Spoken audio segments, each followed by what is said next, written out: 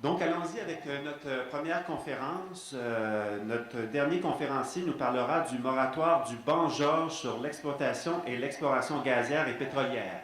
Dennis Morrow has been interested in the fishing industry for a long time. He's been leading coalitions, founded fishermen, native and fishing industry associations, groups that have been key actors in the process leading to a moratorium on Georges Bank. Ce moratoire sur tout projet d'exploration et d'exploitation des hydrocarbures dans cette région de l'Atlantique est devenu permanent en 2010. Pour nous en parler, notre conférencier, M. Dennis Morrow.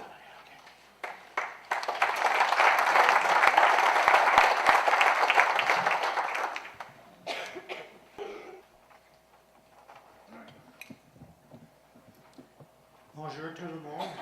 Good morning. Je regrette que je ne peux pas présenter en français. Ma facilité n'est pas suffisante.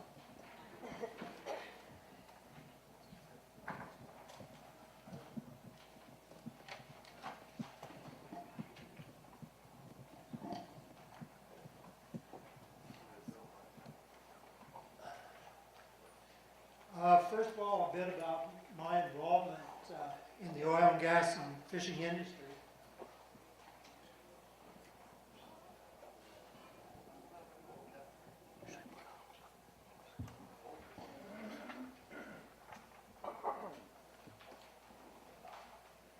That good? Okay.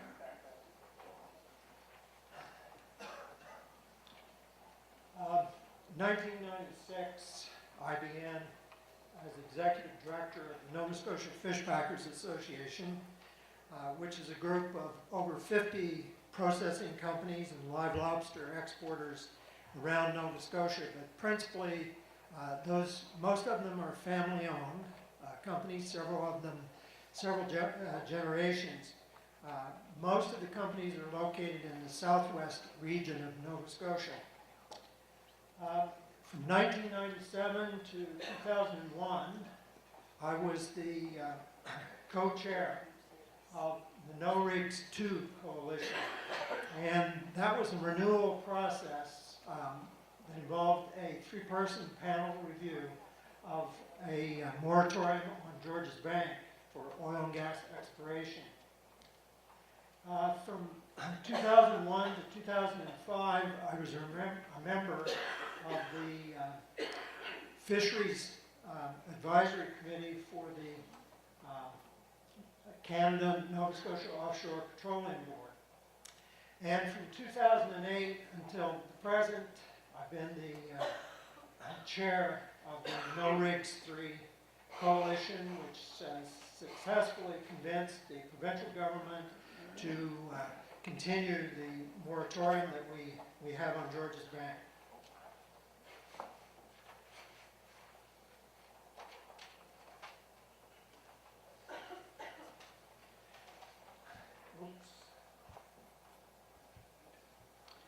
So what and who is No Rigs 3? We're a one-issue group.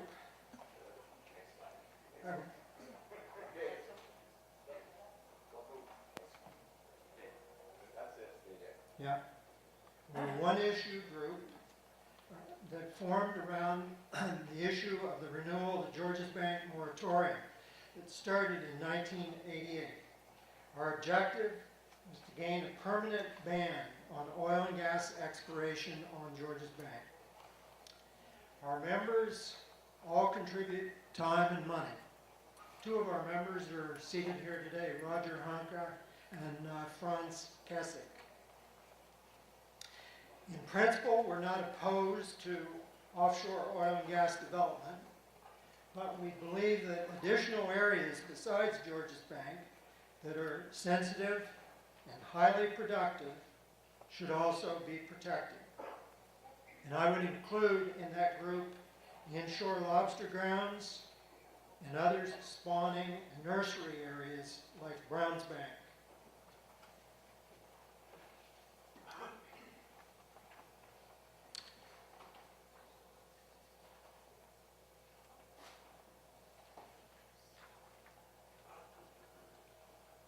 It's not working.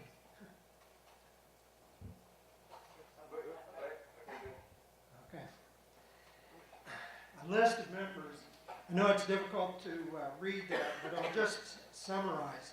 We have the two processor associations in Nova Scotia. We have environmental groups. We have fishermen's organizations, all gear types, lobster, groundfish, tuna, scallops. And those groups fish in southwest Nova, and many of them on Georges Bank. We have Aboriginal communities with fishing interests on Georges Bank. And as I said, all of these members contribute money and time.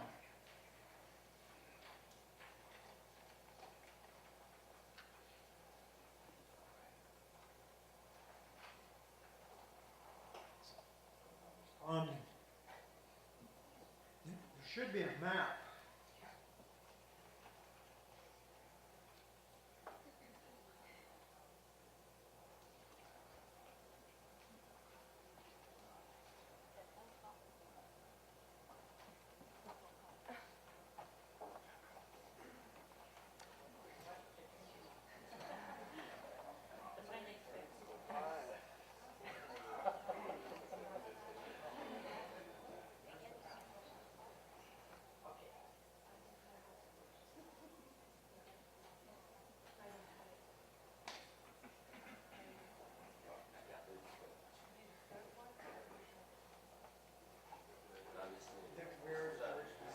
Okay, I'll just explain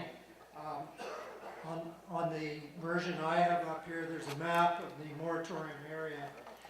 And what you would be seeing is that Georges Bank stretches, it's a shallow plateau that stretches from the mouth of the Bay of Fundy clear down to Cape Cod. 80% of the bank is in U.S. territorial waters, 20% of the bank, and I might say the most productive part of it, is in Canadian waters.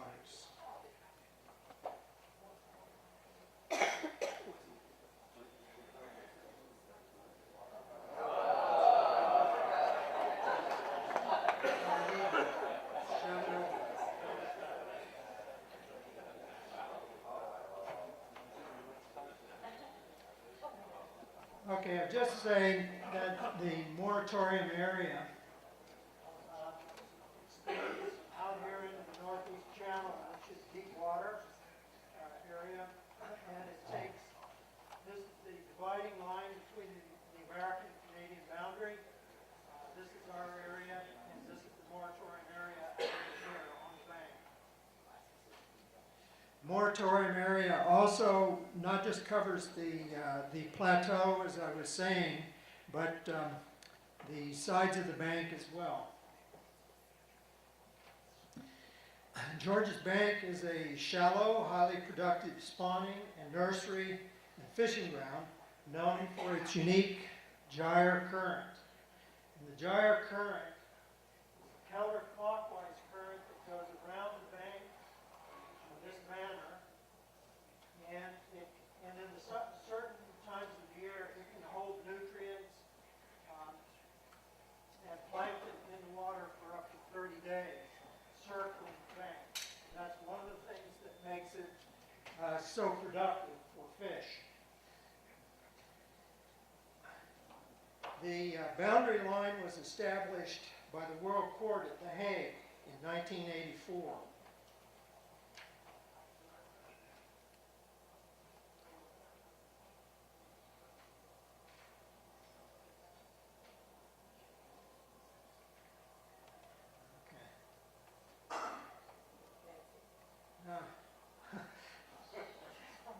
I don't know what's...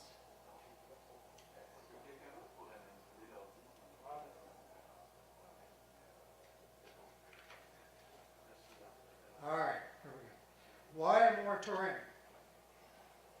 It is arguably the most productive marine ecosystem in the Atlantic Canadian waters. Yields an average of 200 million landed value since 2005. Scallops, haddock, other groundfish, lobster, tuna, swordfish are the main species. Georges Bank is the only area in Canadian Atlantic waters to see a major recovery of a groundfish species. Haddock is now at a 50-year abundance record. We also have a major recovery of yellowtail flounder underway. We have important fisheries in scallop and herring down there as well. And the United States fishery is also quite big on Georges Bank in haddock, yellowtail flounder, scallops, herring, cod, and lobster.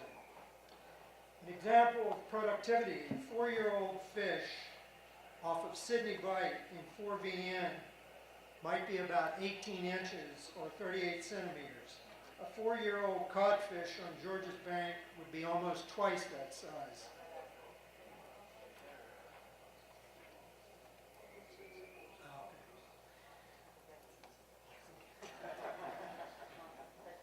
There are many species of seabirds, whales, turtles, sharks, and non-commercial species, some of them even endangered species on Georges. Why is it so productive? It's a shallow shelf. There's lots of sunlight that gets through. The counterclockwise gyre current that I talked about earlier holds eggs, larvae, and zooplankton for many days. It is the northernmost marine area for many South and Mid-Atlantic species, and it's also the southernmost marine area for many North Atlantic species, so it's an area of mixing. Georges is unique in many ways. It's a small area to fish, but a remarkable commercial fisheries yield for Canada. Georges Bank and petroleum exploration. In 1964, Canada issued its first exploration permit to Texaco. I think that permit is now held by British Petroleum. Chevron later acquired a permit. In 76 and 77, 2 wells were drilled on what is now the U.S. side, and in 81, 82, 8 more wells were drilled on what Canada conceded would be the U.S. side. All 10 American wells were dry. 1984, the Georges boundary settlement at the World Court happened, and since then there's been there's been cooperation in fisheries management between the U.S. and Canada on Georges. Seismic surveys were completed during the 80s prior to the first moratorium. So we've had 3 moratoriums now, or at least we're in the process of getting the 3rd one established. The first one was 1988, and the second one was from 2001 to 2012. Sir, Yeah. we'll just switch back to the presentation in French. On the U.S. side, President George H. Bush, George W. Bush's father, declared a moratorium from 1990 to 2002. U.S. President Bill Clinton extended the moratorium to 2012 by executive order during his presidency. And late in 2008, after Barack Obama was elected president in November, I think it was December, lame duck President George W. Bush lifted the moratorium by executive order.